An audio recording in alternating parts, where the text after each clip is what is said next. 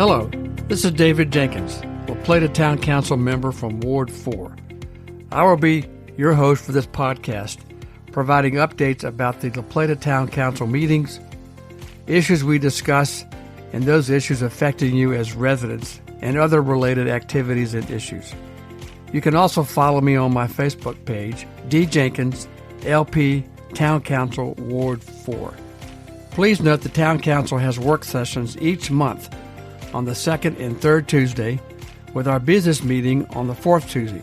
All meetings start at 6 p.m. using the Microsoft Teams platform.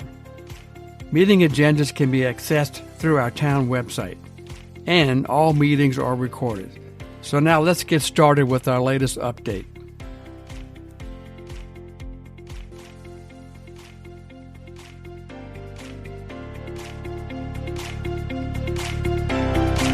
Hi, and welcome again to this latest episode of the La Plata Ward 4 Update Podcast. This is David Jenkins, La Plata Town Council member from Ward 4, and your host for this podcast. This episode is about the 15-minute neighborhood or 15-minute city. As a planning concept, the goal of this concept tries to help people to get around without the need or use of a car. A recent article entitled The 15-Minute City Deconstructed talks about what a 15-minute city is and what it includes. Let me quote from the article. Its measure is simply this: how far can you walk or bike in 15 minutes? So the 15-minute city of one of your neighbors a couple blocks away is slightly different from your 15-minute city. It's not a question of how far you're able to travel, but rather how far you're willing to travel on foot or bike based on risk. End of quote. So the article then goes on to talk about important destinations for a 15-minute neighborhood, using your front door as a starting point. So each, quote, neighborhood, end of quote, is in or would be unique dependent upon where your front door is. As an experiment, I used Google Maps to locate the following list of destinations from my front door here in Clark's Run. Then I used the Google Maps function to get directions to determine the distance in miles, and then the time to walk or bike to each destination. So let me briefly review those and go through these destinations. We're probably all familiar with the Safeway here in La Plata on 301. That is 3.6 miles from my house. And so to get there by bike, it would take me 20 minutes, or if I were to walk, 1 hour and 11 minutes. My route would be to leave Clark's Run, enter on to Maryland 6, which is Charles Street, and then head west to either Washington Avenue or Kent Avenue, then on to Shining Willow Way. Please note that Washington Avenue is a county road, and there are some sidewalks along one or both sides, but they're all not necessarily connected. Please note, though, that I never and will never ride a bike on Washington Avenue, as the lanes are very narrow and there are no shoulders. Very dangerous. Now, let's say I wanted to go to Town Hall, which I do quite regularly for my town council meetings, and to attend the various concerts during the spring and summer. The Town Hall is 2.6 miles from my house, and that would take, and I've done it before, on a bike it would take me 16 minutes. If I were to walk it, it would take me 52 minutes. Again, I would leave Clark's Run on Maryland 6, go all the way down Charles Street or Maryland 6, and then turn left on LaGrange Avenue. It's important to note here that as you leave my development, Clark's Run, Maryland 6 has no sidewalks until you reach the intersection of Maryland 488. Then, if I was walking, I would have to cross the street because when I walk facing traffic. So I would have to somehow cross Maryland 6 to get on sidewalks, which are available on the north side of Maryland 6 past Maryland 488. Again, I could bike there in 16 minutes. I could walk there in 52 minutes. Let's say you want to go to the farmer's market. Again, a very popular place during the spring and summer. Again, 2.6 miles from my house. To walk it would be 52 minutes. To bike, 15 minutes. And again, the route would probably be out on the Maryland 6, down to Washington Avenue, make that right turn, and then go up to the farmer's market. Again, I would have to cross Washington Avenue And there are 2 pedestrian crossings on the side of the courthouse. Now, if I wanted to do some recreational areas around my community, there's a park called Silver Linden Park, which is in Clark's Run. That's very close to me, 0.08 miles from my house. That's on a local street, Clark's Run Road. There are no sidewalks, and there is a 30-mile-an-hour speed limit. So, and I walk this quite often, so to walk there was 16 minutes. To bike there was 4 minutes. Take me a long time to do that. Another recreational area or nice place to visit in Clark's Run is at Redwood Lake. That's 1.4 miles from my house, again, on local neighborhood streets, no sidewalks, and a 30-mile-an-hour speed limit. To walk there, which I do quite often, is 28 minutes. To bike there is 7 minutes. And that's pretty good, pretty safe. Let's say you need some medical attention, so you go to the University of Maryland Charles Regional Medical Center. That's 2.3 miles. By a bike, that would take 15 minutes. To walk, 47 minutes. And again, it would be using Maryland 6, Charles Street, to access the hospital. So my front door is different than others and yours. So options for me to walk or bike to those destinations are somewhat limited, specifically to Maryland 6, which is Charles Street, which is a state highway, to reach most of these destinations. Then I'd either have to use Washington Avenue, which is again a county-owned road, or Kent Avenue, which is a town road. Now, again, please note there are no sidewalks on Maryland 6 until you pass Maryland 488. Then there are sidewalks along Maryland 6 until you get to downtown. But again, I walk facing the traffic, so that I'd have to cross over to access the sidewalks from Maryland 6. When I bike or cycle, I ride with the traffic. So I have to be very careful when I cross the intersection of Maryland 488 and Maryland 6.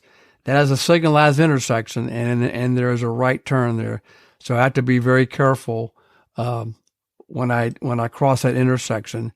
And please note there are no signage or pedestrian crossings at that intersection. That's a problem. Typically, though, biking on the sidewalk can be an issue because typically sidewalks are 4 to 5 feet in width. There is potential conflict with other pedestrians and other riders. Riding in downtown La Plata, I don't typically ride in the street because there are many conflicts, many driver distractions. There's traffic, turning vehicles. Frankly, there's limited signage, and unfortunately, there is speeding. Now, I do attempt to use the sidewalks along Charles Street if I'm riding my bike into downtown La Plata. But again, I have to be very, very careful with respect to pedestrians and other issues.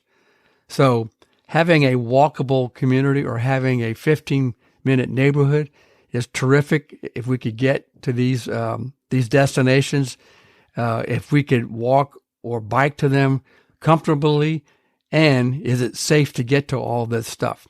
So again, walking or sidewalks is an absolute necessity for a 15-minute neighborhood.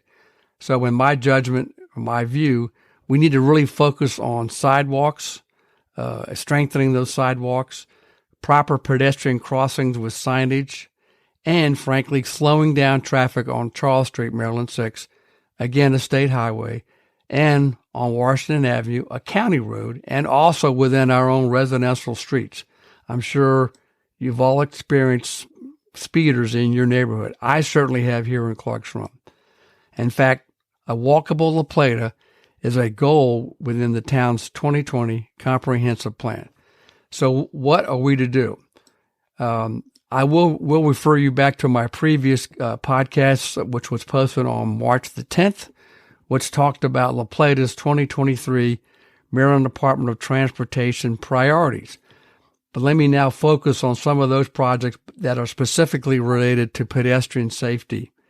The first is the town has been planning, working with our traffic consultant, for a radio station walkway, which will be a hiker-biker trail extending from Rosewick Road, St. Charles Parkway, down along Radio Station Road.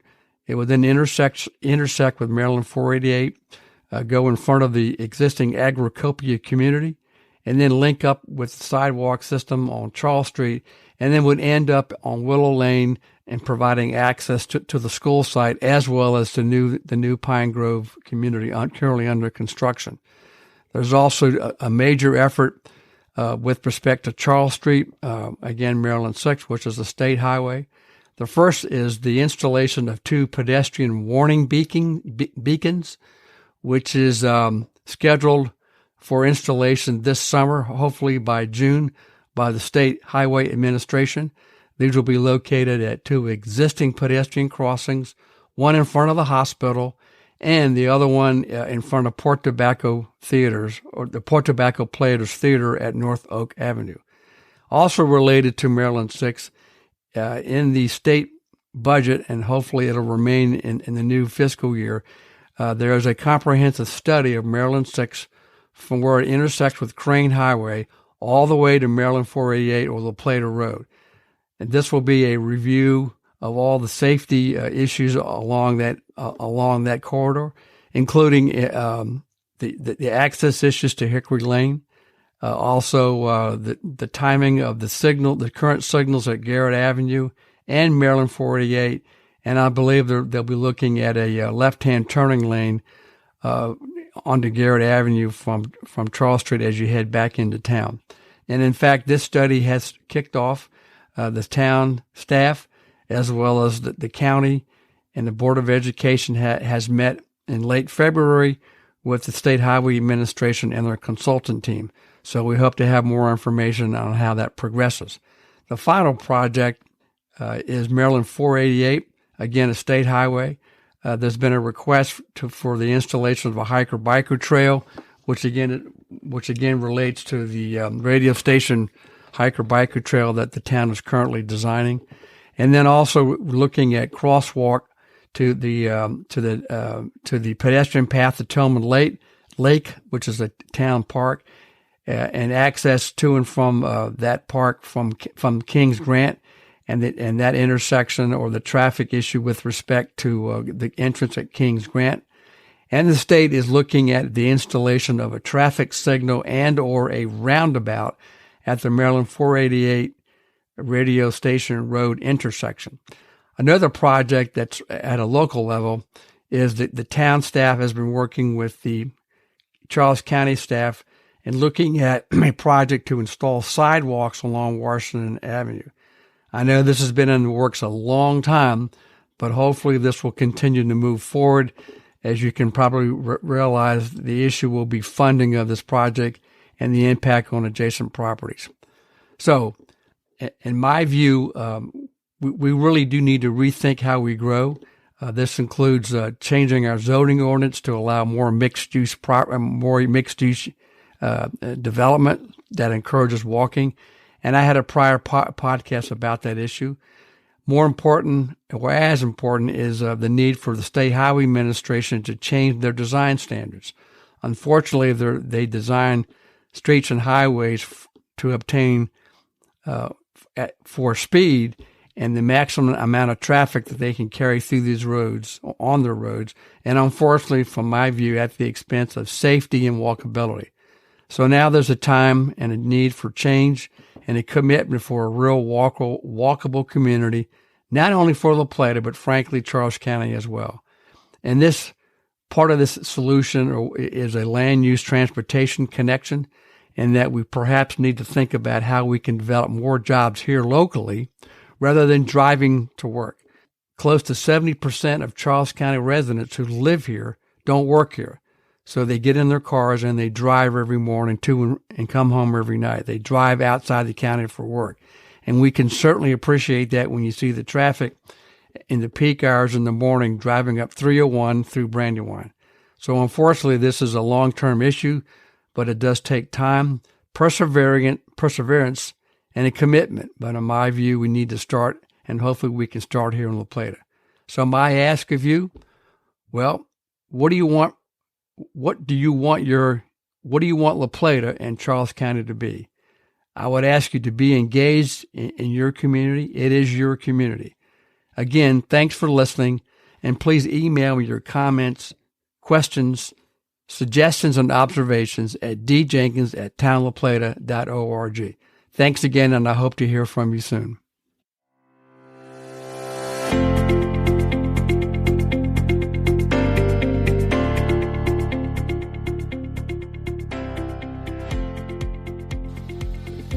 This concludes the latest La Plata Town Council Ward 4 update. I hope you find this podcast informative and useful. So let me know what you think. I look forward to speaking to you again and listening to your questions and concerns. To reach me, my email address is djenkins@townoflaplata.org, or my cell phone number is 301-263-3471. Thanks for listening. Talk to you soon.